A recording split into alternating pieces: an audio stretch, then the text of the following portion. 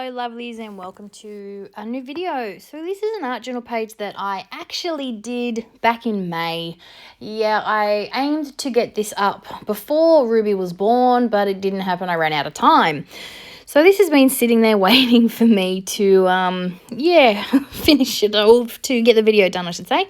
So I may not remember the name exactly of the products I use, but in my Scrap FX blog post, which will go up at the same time as this video, there will be links to the products in the Scrap FX shop. So if you're interested in anything that you see me use, head on over to the blog post and follow the links because, the Scrap FX shop is, really, really great. And some of my favourite stamps. I love their stamps because they're foam stamps and they just stamp beautifully. And there's also some really great designs as well. But I just love how they absorb ink and paint and they just, work really well. So I'm starting with one of the rice papers. Now this I think is called White Writing, maybe, but it is by the lovely Neve Bailey. She designed this for Scrap FX. And I love the rice papers, especially the bright ones like this, but I never quite know how to use them. And in this case, it was no different. It took me a bit to get going.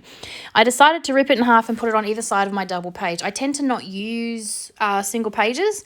I don't do single pages, so I wasn't going to just stick this on a page and use it as my background. I like adding my own paint and things to my backgrounds. So I'm trying to find a way to blend this rice paper into the background that I'm going to make. And you'll see me do that by, I'm using some Dilutions paints and I'm drawing my colours from the colours that have been used in the collage paper. So I'm just pulling out some random colours that I think match. And you did see me put some gesso down. I always find if I've stuck something down over a small bit of my page, having some gesso helps blend that into the white space on my page. And then I'm going to town just with blocks of colour and a paintbrush. So I've got, I think that is Calypso Teal, Balmy Night, and I have no clue what colour that is because it's not a colour I would normally use.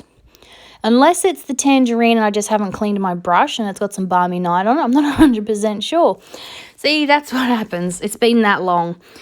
And because I know Neve loves to use her fluoros, I've got some of my fluoro pink in. And I'm just putting that in a few areas as well. I am also going over onto the collage paper that I've stuck down. And that's to help it blend into my background that I'm painting myself. So by overlapping my paint, everything's going to come together seamlessly. So now I've left some white space, which I'm very proud of because that doesn't tend to happen much. I do struggle with that. But I do know, again, because Neve designed this paper, I do know that she leaves white space as well.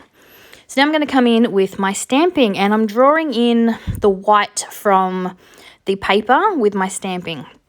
This is a stamp that is actually based off a stencil. So this is zebra circles or zebra stripes, I think. And this is the stamp version. And I'm using paint. Now, I love to use paint when I want a really, really bold, crisp image. It's just my preference. I find ink is a bit of hit and miss with me. I think it's because I don't really re-ink a lot of my ink pads. And I don't even have a really good white ink, actually. So, yes, I use paint. I put a bit of paint onto a gel plate. And then I use a brayer and, go over my my stamp with my paint. Now, I've done that with a few different stamps. I've come in with the triangles one.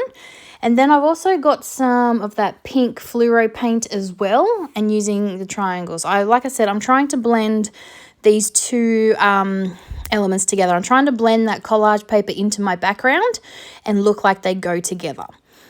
I think I did all right with it, actually. So I'm using the colours that are in my background as well with my stamping. So I'm stamping, this is the 9 dots stamp, and I'm stamping that with some of that Balmy Night. It's like a grey, it's a dark grey, but it's got more of a blue undertone. It's a really nice colour, actually.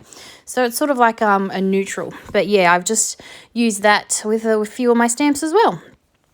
And to draw in more of that white with the doodling that's on the collage paper, I'm just using a Posca paint pen and going around some of my stamping. I love playing with my Posca paint pens. Any chance I get to use those, I will. And again, this is just the Signo Uniball Broad. It's a gel pen. It's probably one of the only ones I find that works really well. So I've used that, and I'm just going around some more of my stamping just to outline it a bit. Makes it pop off the background, but it's also, I'm again drawing inspiration from the collage paper, and as you can see, it's got lots of white doodling on it. So now for my focal point, I've got this gorgeous background and I want to have some kind of focal point to draw it all together. So I can't remember the name of this one, but I will link it in the blog post. And it's got these gorgeous eyes on some rice paper. So I'm going to cut around that as best I can. And then I'm going to adhere it to my page using gel medium. Now, when you use tissue paper or collage paper, rice paper, I should say, with gel medium, if you put some underneath your image, it helps it sort of, anywhere it's white, it helps it blend into your background.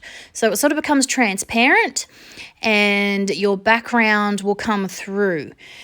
As you can see, I'm using a lot of gel medium. This doesn't always work for me. I do see it work beautifully for other people, but it works quite well this time, which I'm like, yay, success.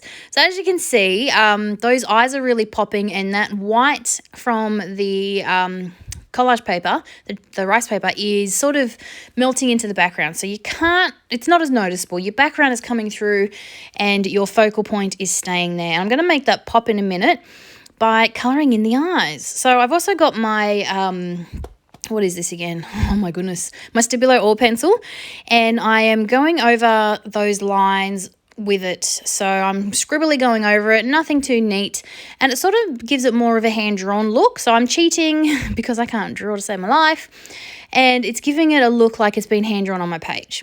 And then to make these eyes pop, what I'm going to do is I'm going to fill in the whites, and you'll see they just pop. The filling in the whites is what really makes these eyes pop. It makes them stand off the page.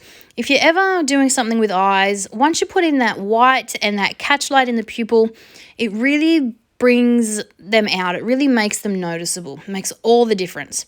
And yeah, as you can see, just by doing a few hand-drawn lines and filling in the white, my eyes are very noticeable, and you can really, they really pop.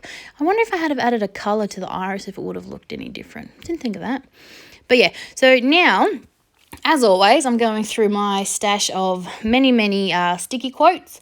I have the Tim Holtz books. I have the Back Chat. I've got the Art by Marlene.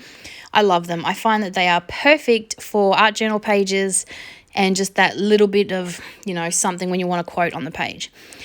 So that's what I've done. I've grabbed one of those. What does it say? Stop to see the beauty along the way. So I thought that was quite fitting, seeing as I was using eyes as my focal point.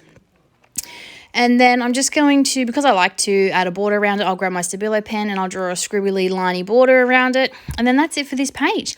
I had a lot of fun doing this. Yes, it was a couple of months ago, but I'm really glad that I finally get to share it with you using some of my favourite stamps. So yeah, like I said, head to the blog post and there will be links to everything there. Thanks for watching, and I'll see you real soon. Bye for now.